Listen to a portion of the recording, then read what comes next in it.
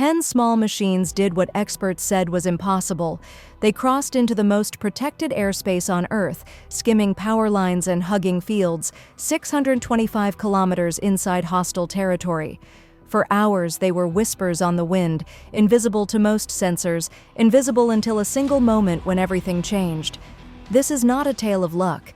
It is a layered contest of physics, engineering, and ruthless decisions. And in the middle of it all were 10 propellers, a heartbeat, and a choice. Sacrifice one to save the rest.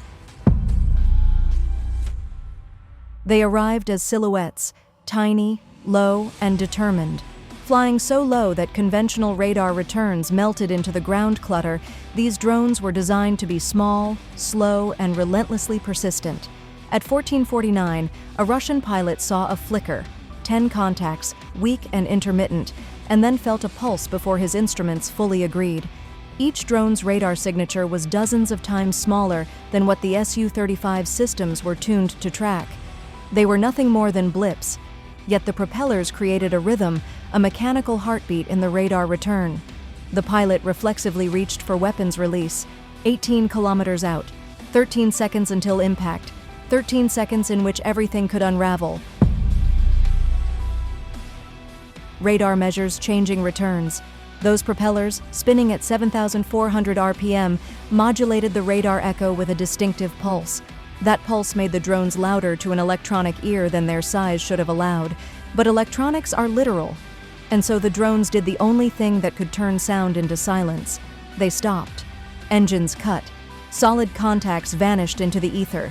Missiles already committed became hunters chasing ghosts. Ground reflections created mirror images. The missile seekers had to choose between two targets in fractions of a second. The Phantom often won. Not every machine made it. One drone climbed and burned its engine until it became fireworks, a deliberate, engineered sacrifice that drew fire like a flare. The remaining 9 waited 3 seconds, then respun their propellers and leveled off at perilously low altitude. Spread across a 12-kilometer front, they used dispersion and the geometry of distance to stretch response times. By the time the pilots could re-engage, the drones were scattered, almost lost in the ground clutter they'd used as cover. The math favored small, fast burrowing into the gaps between layered defenses. 73 minutes later, the survivors entered a corridor meticulously prepared for them. Branson's Oblast was a landscape of identical fields, perfect for hiding, perfect for electronic traps. GPS locks vanished not from distance but force. 4 armored vehicles pumped high-power interference, drowning satellite whispers with electromagnetic brutality. The jammers screamed at hundreds of watts while GPS satellites barely emitted fractions. Which signal do you trust when one is thousands of times stronger? Inertial. Navigation kept them flying, but drift accumulates. Minutes stretched. The lead drone, calculating failure, broke silence for 2 seconds, lighting up an enemy post like a bonfire. Radio silence broken, the enemy's direction-finding arrays triangulated and passed targeting to launch batteries. Missiles arrived seeking the transmitting beacon. The lead drone banked north, painted itself on every scope, and accepted the fire. Explosions bloomed where the leader had been. The 8 others, having received a navigational correction in those 2 desperate seconds, resumed their silent eastward push. 1 machine destroyed, many lives and resources spared, a brutal calculus where hardware served the mission like any soldier. But not every sensor needed radio to find them. Acoustic reconnaissance is old and precise, and lethal when the signature is known. Arrays of microphones, meant to catch the crack of artillery, can hear a drone's engine from kilometers away and, with microsecond timing, locate it to tens of meters. Sound travels slowly compared to electronics, but when you sample at 16,000 times a second and analyze harmonics, engine noise becomes a fingerprint. The Russians had studied captured motors and knew these prop-driven engines down to the fundamental frequency and its harmonics. So when the survivors coasted into Penza Oblast at 30 meters, whispering and careful, the acoustic net already had them plotted. Faced with clean acoustic coordinates and no radar lock, a battery commander had a choice: radar-guided certainty that reveals your position, or blind launch trusting acoustic math. He chose blind. A missile screamed out over the fields, flying in silence for 13 seconds until its seeker woke 2 kilometers from the intercept. 2 seconds of oral warning. 2 seconds at 290 kilometers per hour is 160 meters of high-stakes evasion. One drone pulled a maneuver that costed its life but saved the others. Shrapnel did its work. The rest reacted with throttle chaos, random RPM changes that turned a clean acoustic fingerprint into unusable noise. The acoustic solution collapsed. Chaos can be a shield.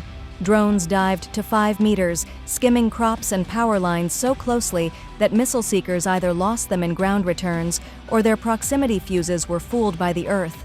Minimum engagement altitudes, radar, and fuse logic became disadvantages. One drone fell, the rest kept going. Speed became the only defense. The facility was 47 kilometers ahead and closing at nearly 300 kilometers per hour, 9.5 minutes for defenders to prepare.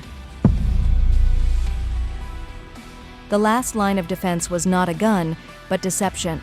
Pole 21 transmitters broadcast convincing, forged GPS data, not to silence satellites but to lie. The signals told the drones they were 3 kilometers south, 500 meters higher, and traveling east when they were actually over the target.